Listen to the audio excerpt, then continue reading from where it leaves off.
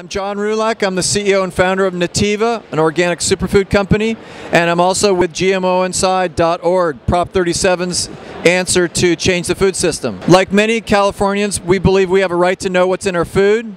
Nutiva donated $50,000 to the campaign.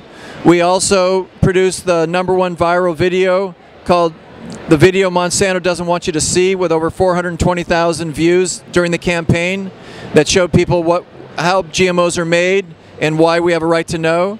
We also hosted 4 screenings of the film seedsoffreedom.info. You can learn more at seedsoffreedom.info. It's a great film all about the impacts of GMOs in places like Africa and also in Mexico, where GMO crops from Monsanto are negatively impacting farmers' lives and food security. Oh my God, GMOs. It's a way of manipulating the DNA of the plant.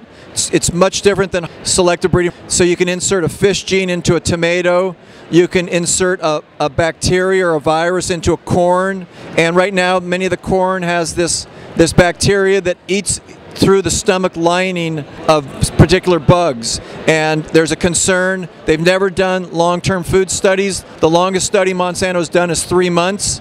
We don't want to be lab rats. Many countries around the world are labeling these foods, and if you go to China or Russia or the United Kingdom, they label the foods. The United States is one of the last developed countries that doesn't have this, because these gene giants, from Monsanto to Pepsi to General Mills, they want to hide what's in their food. They don't want anyone to know. They think these GMOs are such great crops. Why don't they advertise and promote it? But instead, they want to hide that, and they don't want people to know. But people are waking up, and transparency is a bitch, as I like to say.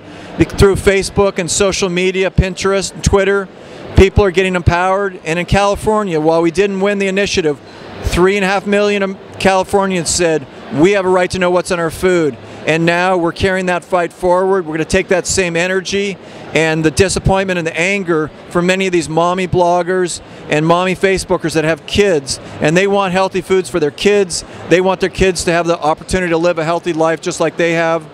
And they're not going to sit down and take these GMOs in our food supply without knowing what's in their food when they go to the supermarket. The Federal Drug Administration, U.S. Department of Agriculture, they're supposed to be regulating, supposed to be looking out for us, but unfortunately, the reality is money and power drive Washington, D.C. politics and policy. Monsanto has this nifty way of taking high-level executives and a revolving door going from Monsanto to the government, back to the Monsanto. Dr. Michael Taylor is in charge at a high level of food safety, FDA. That's a clear conflict of interest. He shouldn't be able to serve in a position with that kind of economic conflict at something that's so basic, a human right, the access to clean, healthy, organic foods. And more people are becoming aware of this. I encourage people to go to GMOinside.org. Also see the great film Seeds of Deception, Bitter Harvest, Seeds of Freedom. There's many of these films. You can learn more about this. Become educated. Don't believe me. Don't believe Monsanto. Do some of the research and become aware, because health is our greatest wealth. GMOs were introduced in the 1990s, and since that time we've seen a huge change in our health issues.